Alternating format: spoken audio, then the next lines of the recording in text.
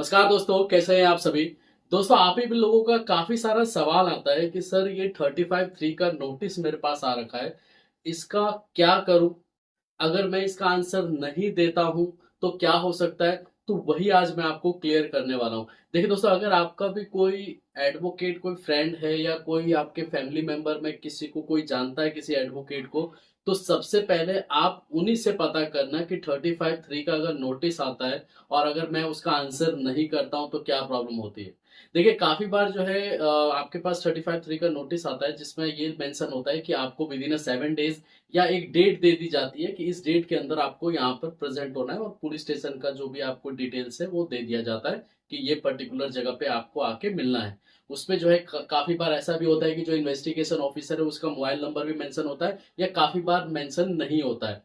तो उस केस पे आपको क्या करना पड़ता है कि अगर आपका 35 का नोटिस आ गया और आप उस पर्टिकुलर जगह पे नहीं जा सकते या आपने कोई रिस्पॉन्स नहीं दिया, तो मैं आपको ये बोलूंगा कि कोशिश कीजिए कि एटलीस्ट आप अपने तरफ से कॉल के थ्रू या मेल के थ्रू उनसे अप्रोच करने की। अगर आप इग्नोर करते हैं तो क्या प्रॉब्लम होती है कि अगर मान के चलिए कि आपके पास नोटिस आया और आपने कोई भी आंसर नहीं दिया, तो उस केस में ऐसा भी हो सकता है कि पर्टिकुलर उस स्टेट की पुलिस आपके उस लोकेशन पे पहुंचे जहां पर आप रहते हैं, वहां पर पूछताछ करेगी कि फलाना नाम का आदमी कहाँ है। एक तो ये होता है। दूसरा ये हो सकता है कि जो आपका लोकल साइबर पुलिस स्टेशन है जहां आप रहते हैं, जहां पर आप रहते हैं वहां के जो लोकल पुलिस वाले होंगे या पुलिस स्टेशन होगा आपके साइबर का, वहां पर कॉल जाती है और बोला जाता है कि फलाने नाम का आदमी, मान के चलिए ABCD X, कोई भी आप एक रैंडम एक अल्फाबेट चुन लीजिए कि X नाम का आदमी रहता है वहां पर। तो उस केस में आपके पुलिस स्टेशन पे जो आप जहां रहते हैं वहां के नियर बाय साइबर पे कॉल आएगी पर्टिकुलर उस जगह से जहां पर आपका कंप्लेंट था और जहां पर आपको नोटिस आया था बुलाने के लिए कि जहां पर आपको प्रेजेंट होना था।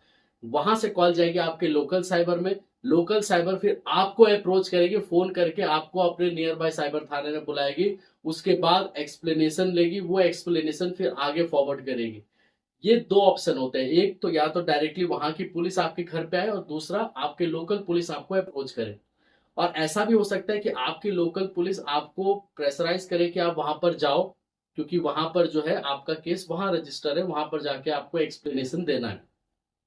इसीलिए जो है अगर आपके पास नोटिस आता है तो मैं आपको यही बोलूंगा कि दोस्तों इसको इग्नोर मत कीजिए। क्योंकि जो लोग इग्नोर करते हैं फिर बाद में जो है पता चलता है कि वहां पर या तो उनके घर पे पुलिस पहुंची, या जो है अब काफी बार ऐसा होता है कि अकाउंट होल्डर वहां रहता ही नहीं, उनके पेरेंट्स रहते हैं या फैमिली रहती है, तो घबरा जाते हैं। तो इसलिए जो है उसको जो है इग्नोर मत कीजिए। मैं आपको पर्सनली बता रहा हूँ, आपके पास नोटिस आया, आप इंडिविजुअली क्या करोगे, यूट्यूब पे वीडियोस देखोगे, सुनोगे इधर उधर की बातें और आप सोचोगे कि यार इससे तो कुछ नहीं होगा, या इससे जो है मेरे को क्या प्रॉब्लम आ सकती है, ज्यादा से ज्यादा मैं पैसे रिटर्न कर दूंगा, यही लोग सोचेंगे। लेकिन एटलीस्ट उसका आंसर आप जरूर दें।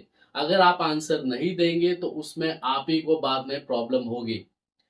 काफी कार जो है स्टूडेंट लोग जो है वो कहते हैं सर मैं इसको छोड़ देता हूँ, वहां पर जो अकाउंट में जो मेरा एड्रेस है वो ऐसे जगह का है कि जहां पर मैं रहता पहले रहता था अब नहीं रहता। अगर नोटिस जाएगा तो वहां जाएगा ना, मेरे को क्या दिक्कत है, मैं तो बच जाऊंगा। तो देखिए, मैं आपको बोलना चाहूंगा कि आपका मोबाइल नंबर भी अपडेट रहता है और आपके डॉक्यूमेंट्स भी रहते हैं। अगर वो ब्लैक लिस्टेड हो गया ना तो कभी भी ना तो लोन ले पाओगे, और कल के डेट में जो है कहीं नया अकाउंट भी खुलवाने जाओगे ना तो वो भी जो है आपको खोलने से मना कर देंगे। तो इसलिए जो है आपके साथ अगर कुछ ऐसा है 35(3) का नोटिस आता है तो उस केस में आप इग्नोर मत करो। आप अपने नियर बाय साइबर थाने में जाओ, वहां पर भी एक्सप्लेनेशन दे सकते हो, या वहां का आप नंबर ले लो जहां से आपके पास नोटिस आया है और आप पुलिस को फोन से अप्रोच करो बात करने की। इसके अलावा कोई भी डाउट होता है तो दिए गए नंबर पे कॉल कर सकते हैं। लेकिन नोटिस आता है तो मैं आपको पर्सनली ये बोलना चाहूंगा कि उसको इग्नोर मत कीजिए, क्योंकि बाद में आपको प्रॉब्लम होती है और 100% होती है।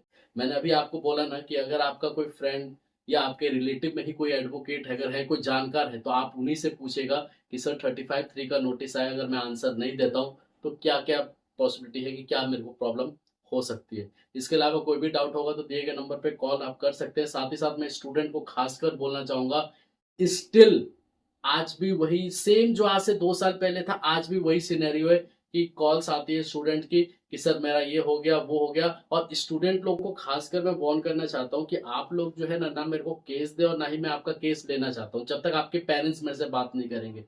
क्योंकि स्टूडेंट लोगों को लगता है ये मजाक है, आप लोगों को ये लगता है कि अरे यार ये तो पुलिस अंकल मेरे को एनओसी फटाक से दे देंगे, या मेरे को कुछ करने की जरूरत ही नहीं पड़ेगी, मैं क्या हो जाएगा, मैं तो स्टूडेंट हूँ, मैं तो इधर उधर चला जाऊंगा, मेरे को यहाँ रहना थोड़ी ना, मैं तो अपने होम टाउन चला जाऊंगा। तो मैं आपको बताना चाहूंगा कि जो हॉस्टल रहते हैं चाहे अपने घर रहते हो, कल को जब प्रॉब्लम आएगी ना, तो मेरे को पता है कि जो लोग मेरे को अप्रोच करते हैं ना, तो वो लोग क्या करके बैठे हुए हैं।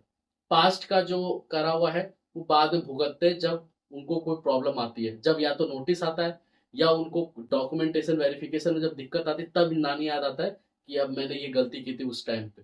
तो इसलिए जो है आप अपने पेरेंट्स से बात करो, पेरेंट्स को बताओ कि ऐसा ऐसा हुआ है, वही कोई रास्ता निकालेंगे, फिर उसके बाद आप कुछ भी करना, या यूट्यूब पे वीडियो देख के किसी को भी जो है आप काम कराना। ठीक है दोस्तों, धन्यवाद।